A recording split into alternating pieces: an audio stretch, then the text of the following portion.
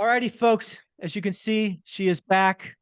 Former Miss Nevada, entrepreneur, ship Las Vegas, all of this great stuff.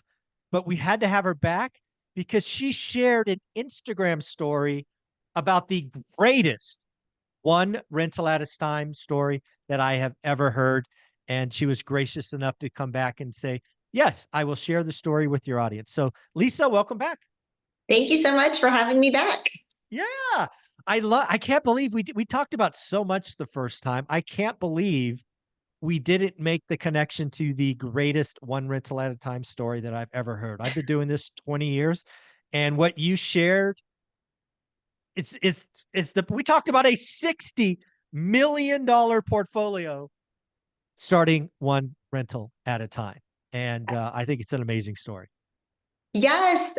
So, it all starts with my parents. And I think part of why I don't share it like often, or it's to like select audience, like that real clip you saw was when I spoke at the wealth conference that Ryan Pineda hosted last year. And it's because the audience was in particular, real estate investors, people like on their journey of like one rental at a time.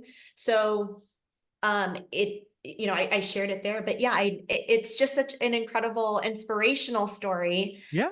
So my parents, my dad was Air Force and then DOD while I was growing up. And so W-2 salary job, literally his entire work life for like 42 years. And then my mom was stay-at-home mom with me till I was in middle school. And then she went and got her cosmetology license. And to this day, actually still has her own hair salon. Wow. So no like huge, fancy, big, giant jobs or giant tech exits or anything else that you hear, right? This is like kind of regular, middle class folks. And when I was in elementary school, we lived in our primary residence that my parents owned. And then when I was in elementary school, they bought their first rental property. So can we just give like a time? Are we talking like what year roughly? So 1991. So, okay, so we're talking early 90s. Mom and dad live in a home. They decide to get their first one rental at a time. It's just a boring, no nothing single family home. Is that what it was? Just a regular SFR that was like kind of like two neighborhoods over from us. Yeah. And they self-managed? Self-managed. And it was I remember the lady, it was a long-term tenant. She was an Army officer, single mom, and she had a kid. And so it was her and the kid who lived in this really normal, regular 3-bedroom house. And I would go with my dad because, like the toilet got backed up, like knicky-knack handyman things that you do when you own a rental property and your tenant calls you. So I would go with my dad and we'd go over there and he would, tinker around, fix things, whatever.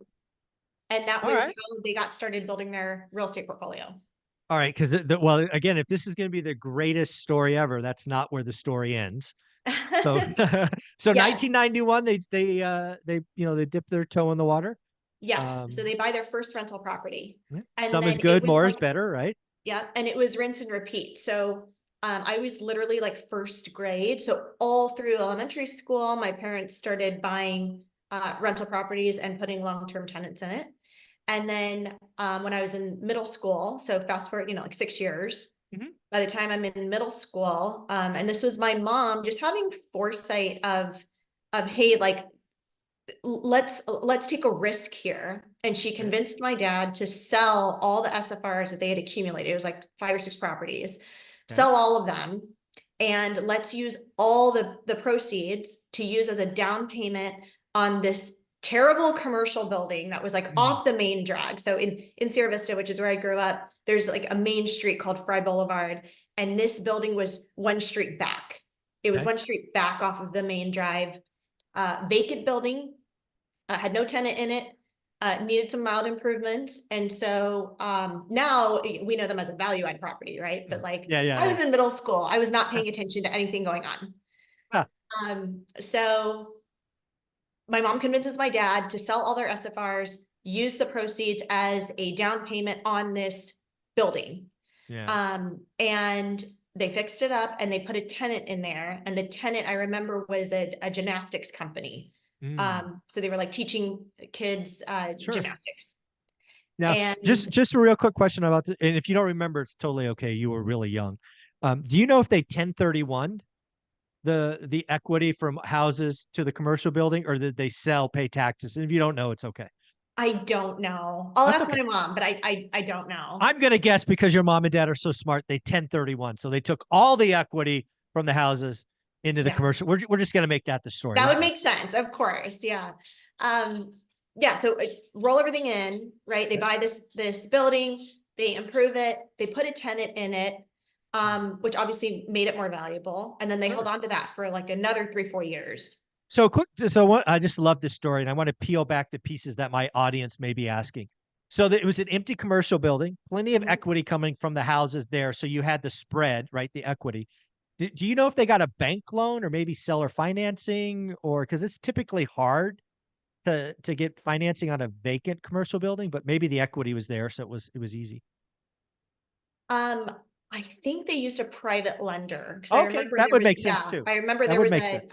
a guy in town who I think to this day he still does, but now he owns quite a bit of commercial property, but like he was like the guy that like a bit of an authority in this small town about commercial Yeah, buildings. that would make sense because a guy like that would go in.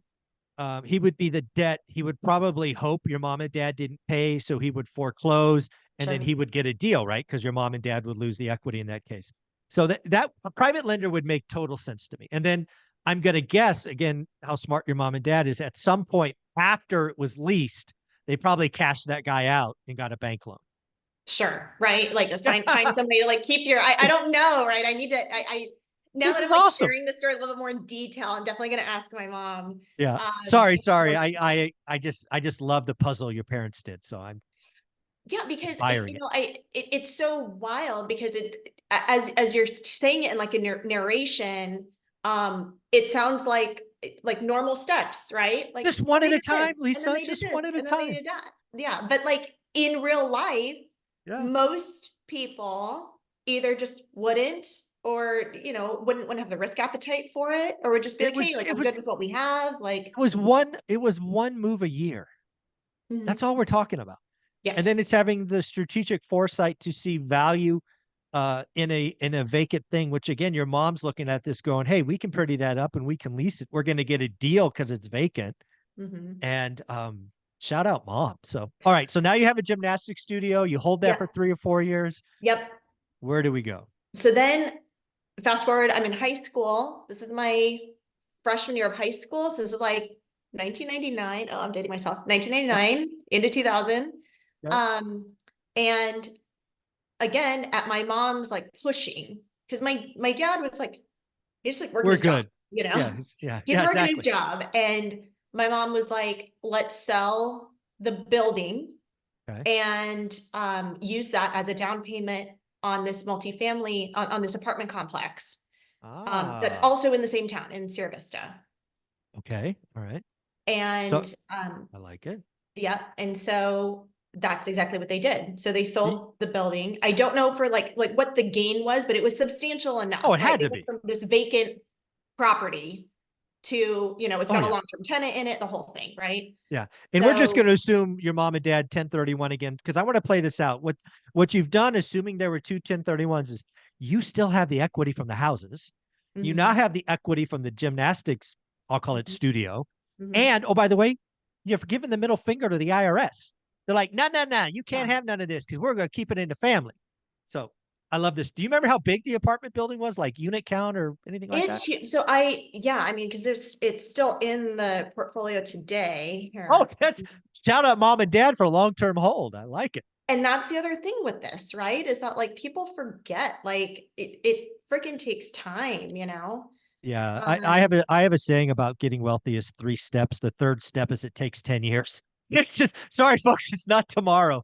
It takes a yeah, little while. yeah, exactly right. Let That's funny. me see if I can see how many units there are in it. Because it was like, so it was over on like the older part of Mhm. town. Yep. And I remember them just being like my dad was like, this is Yeah, what are like, you doing, honey? What are you telling me to do? yeah, like, and it was definitely again, what we would consider value add today. It was like super Yeah. run down, but they, part of it too, they were able to do all of this because every time that they did make a real estate move, they didn't have to Mhm. peel off any of the money, right? They were working. Exactly. Yeah. They had their, They already again, had mom. income, and we never, I lived in the same house with my parents from elementary school until I Wow. graduated high school. And of course, after I graduated high school and moved out to college was when my mom like went and did the big custom build sick house. I was like, what the hell is this? Like, I remember coming home from college and I was like, are you kidding me? I was like, you wait until I leave, until I move You're an out. empty nester now. What are you doing? Honestly, I was like, Mom, what the hell? And I remember like my Oh, friends from college and high school would then come, for holidays, right? yeah. I'd have them come over because I was back home, for Christmas or whatever. And they were like, this house is sick. They were like, what the heck? I was like, I know. She waited until I freaking left for college. 196 units. Wow. So again, 5 homes, Mm-hmm. commercial building, Mm-hmm. 196 units. And we're about 8 or 9, well, maybe 10 years into the journey now when Yes, they moved to the apartment. 196 units.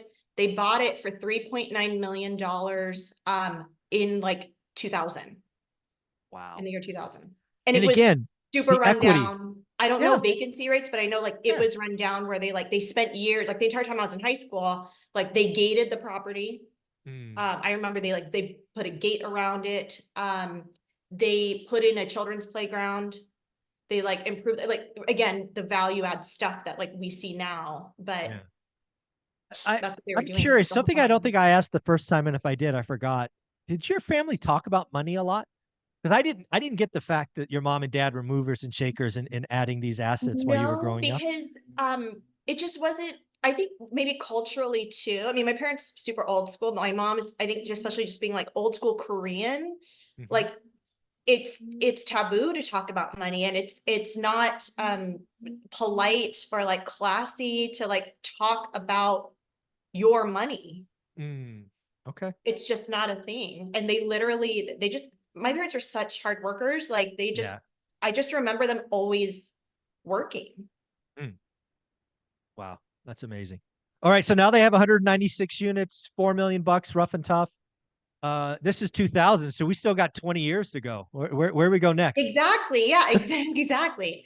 And so through that experience was, when they really were like, wait a second, like this is, we're making This big moves works. here. Yeah, this works. But the entire time that I was in high school, like I said, they were pouring money back into Oh yeah. that property, right? Yeah, there Gating was it, putting in the yeah, playground, like all these things. recycling tenants. Yeah, it was lots of work. Right.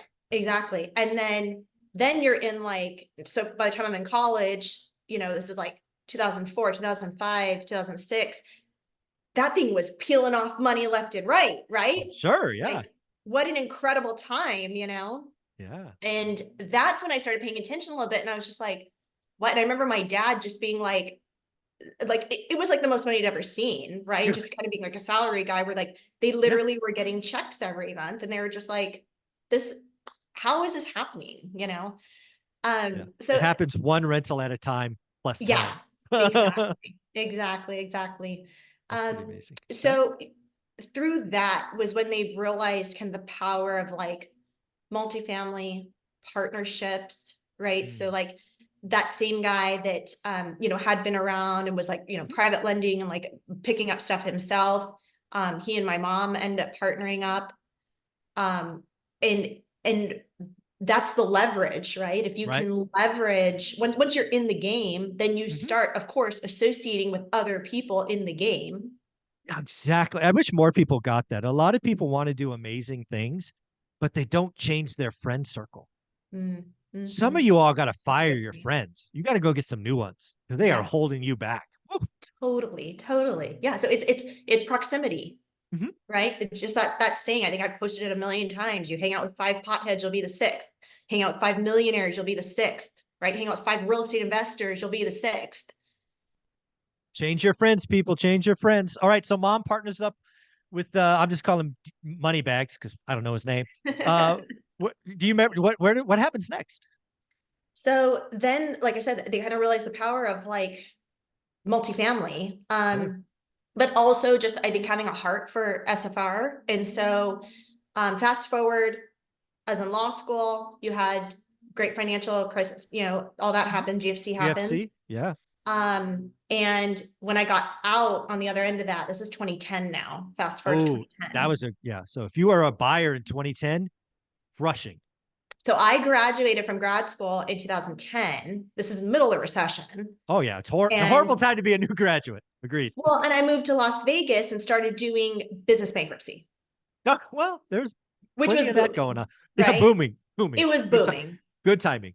Yeah. So then 2011, again, just having worked in the firm, I'm seeing all this incredible assets come up through these Chapter 11s, which are motions to sell, Chapter 11 reorganization plan on these companies. And I was just like, holy cow, like this is crazy. So of course I called my mom and I was like, I know you're very bullish on Arizona and like that, it's where they live, right? So it Yeah, was yeah, like, yeah.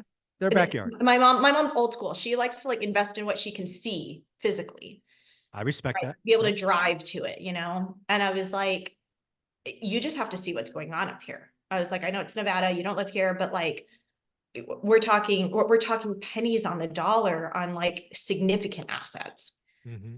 And again, because my parents, they didn't really upgrade their lifestyle, right? Like they did get, the super cool house, of course, after I left for college.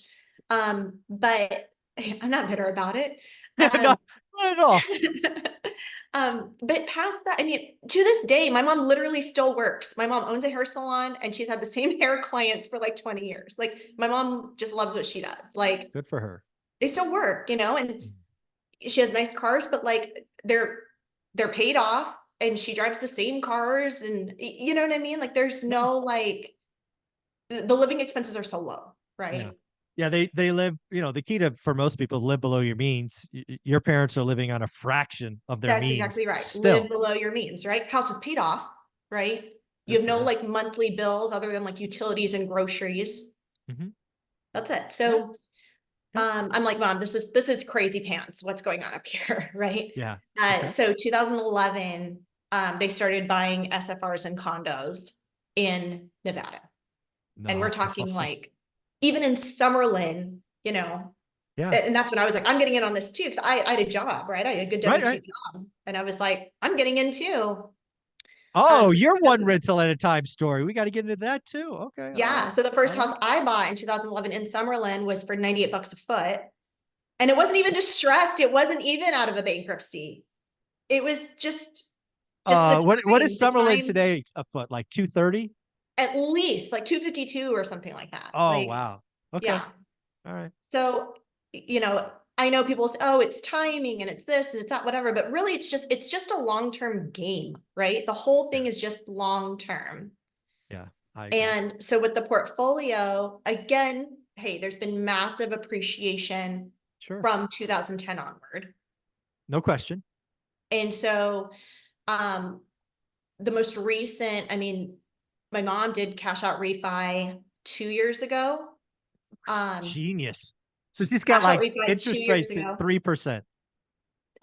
Less, like 2.75, like cash out Man, refi. I'm gonna Yep. follow your mom around because she's got like the magic My touch mom, or something. she's this wizard. Even like, she'll come to Vegas. I'm not a gambler. My mom, it's like a crazy. She'll sit at the blackjack table and she literally will call out the cards like as they're like laying them out. Yeah. Like the turn comes, the flop comes, and she's like calling it, like yelling at the dealer of what the card's gonna Oh, be. oh, your mom's a lot of fun. I I'm love just that. like, I have to leave. I live here, mom. I gotta go. Yeah, I'm That like, Mom, please don't embarrass me. She's so funny. is awesome. But yeah, so massive appreciation, obviously, cash out refinance, and Mhm. then you use some of that cash to obviously continue to accumulate assets, but then you also sit, right? So Yeah, yeah. we're buying treasury bills. We were putting it in just like high yield savings. Like I always tell people this too. It's on my Instagram, like the American Express savings account, no minimum, no fees. Like it's just something like we've utilized for years and years. Now it's over 5%. It's paying you over Wow. 5% annually on a monthly basis. Right. So 5% APR on a monthly basis. just Mm. to like hold your money. Cause let's face it, they're probably lending it out, but Oh, of course. Yeah, you of course. know, just The because reserve for them, right? if your money's going to be parked somewhere anyway, Yeah. why not make money Yeah. on it? No, this is such a great story. And again, kind of the punchline you shared at WealthCon was, starting from, I believe it was 91 through what we'll call it 2023.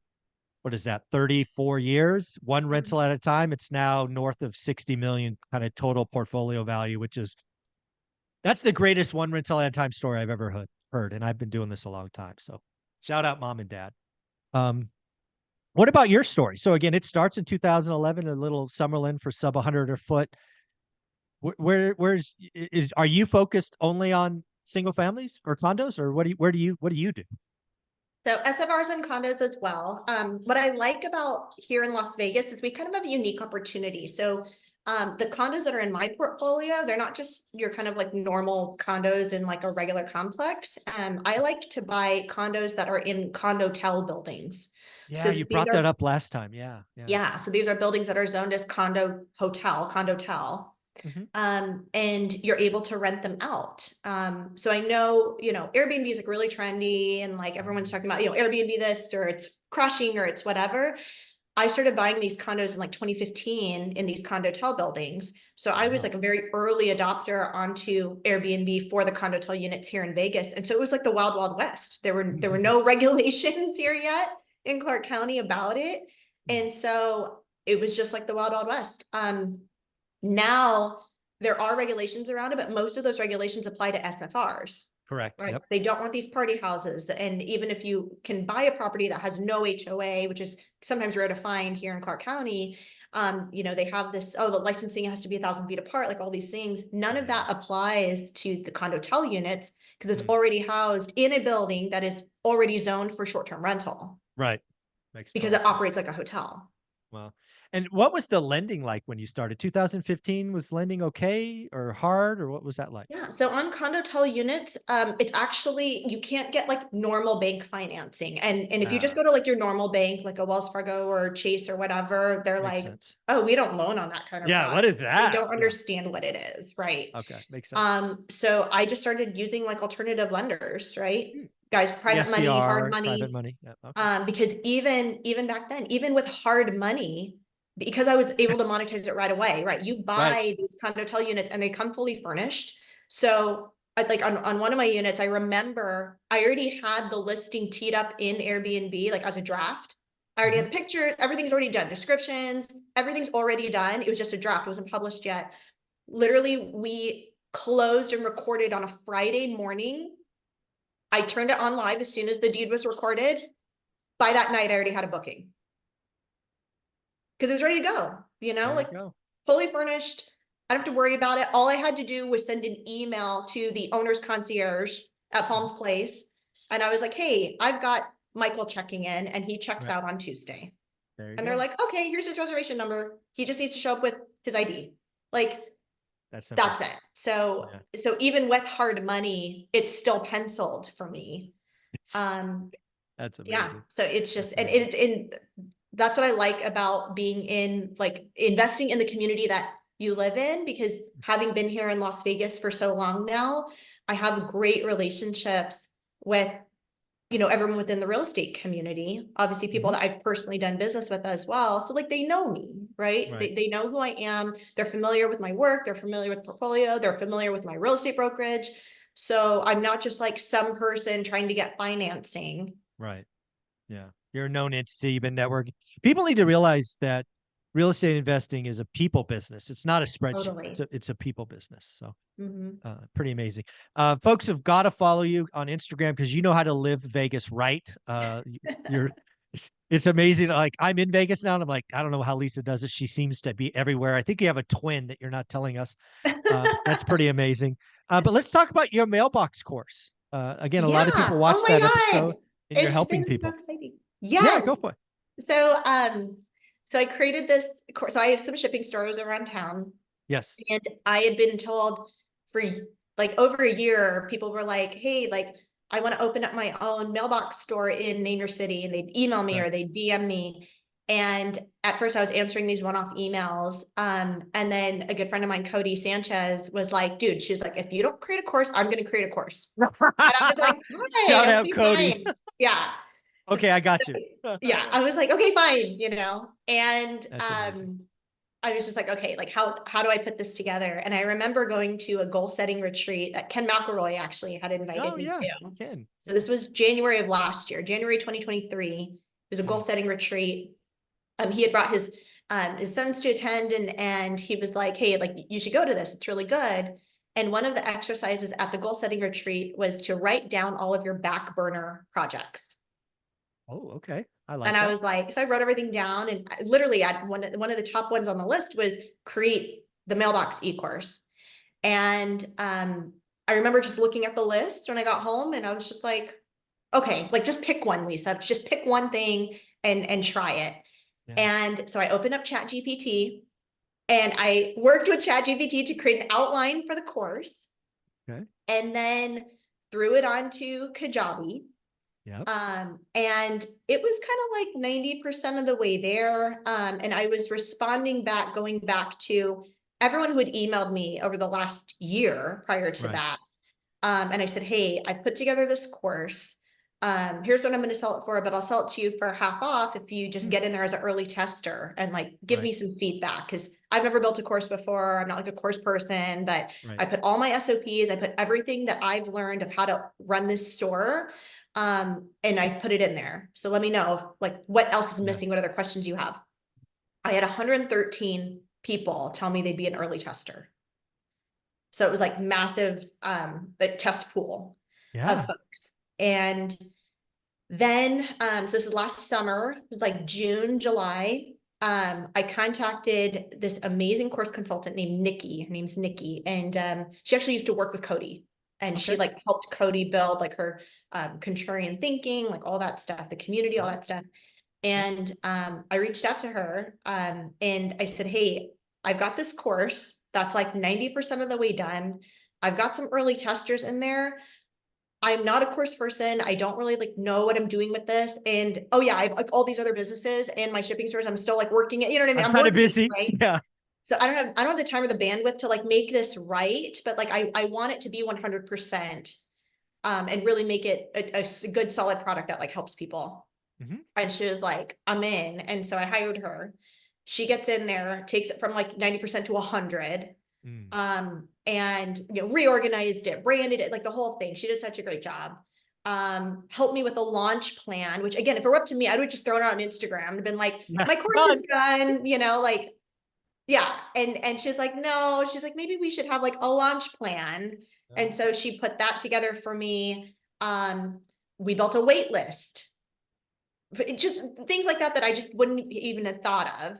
We build the wait list, and then we like officially like launched the course and put it out there. Mm. Yeah. Now, fast forward. So that was from July 2023. Yep. Now, January 2024, we have over 350 students in the course, and over a dozen of them have created, like they've literally opened their own independent store all around the country. Arizona, Michigan, California, Tennessee, like Florida. Like it's so amazing. This thing is literally creating small business owners, which I think is like wildly important to America. You've done some amazing things in your life, there's no doubt, but I got to imagine those emails, those pictures, those screenshots of those It's 12 folks. so fulfilling and like I bet. exciting. And like we have like a little community board inside the course. And so, people are like dropping stuff in there, and like everyone's so excited for everybody, which is Yeah. like really cool, right? And so I'm always like, oh my God, like send me all the info so I can like blast it out there, Blast like it. put the address, you know what I mean? So like you Yeah. encourage people whoever lives over there, like go over there and like Yeah. Go support them, support. Yeah. Yeah. So it's Yeah. really cool. Building a community of is amazing. It's a lot of fun, right? One rental at a time, your mailbox course. But the beauty of what you've done, in my opinion, is you did it first. You're a Yeah. Yeah. practitioner. We're going into year 6 on my Yeah. stores, my shipping stores. Yep. There's a lot of pretenders, right? A lot of people Yeah. read books, read articles, they're maybe book smart, but you did it. You did it multiple times, Mm-hmm. right? You Yeah. came at Multiple this sources. from helping with a mission to create small businesses, and you're willing to invest in making it better, right? You paid people to make it Yes, better. yeah, So exactly. Yeah, I it, hired, I'm a big believer in like hiring folks who have more experience than you to help you. Because yeah, otherwise, I just think, like, could you figure it out? Like, are you capable of figuring out? Probably. But like, how long is it going to take? How much money are you going to waste? Like, yeah, I would just rather, hey, like, either sell me the blueprint or yeah, help me do it. yeah. And like, either Well, way, I'll pay you. Like, at the end of the day, I think a lot of people can look at what you've done and see the success. Where could they go? Where should we send them? What's the link? What's the address? Because I think a lot of people should check it out. yeah, you could just go to mailboxmoneycourse.com. Like the And URL, very yeah, simple. mailboxmoneycourse.com. And all the info's on there. We have our student success stories on there. And I just love it. So I'm not selling a franchise. I don't even have franchise. Like I'm not selling a franchise. This is legit like Your here's thing. all the information and like God bless you if you go execute because that's the hardest part, right? You Yeah. have all the info. It's You mean just I the have to hard do the part of work, Lisa? It's just not turn it on and it works? Come on. the Yes, folks. Do yeah. the work, do the work, do the work. Do the work, right? Do the work and then that's it. But I always tell the students, I'm like, if you ever want me to invest, let me know, but Yeah. Folks, at the end of the day, go check out the course. Also, if you just want to smile at just fun things, give Lisa Song Sutton a follow on Instagram. You won't be disappointed. Thank you for coming back and sharing the greatest one rental at a time story ever. of Much course. appreciated. Thank you so much. Thanks.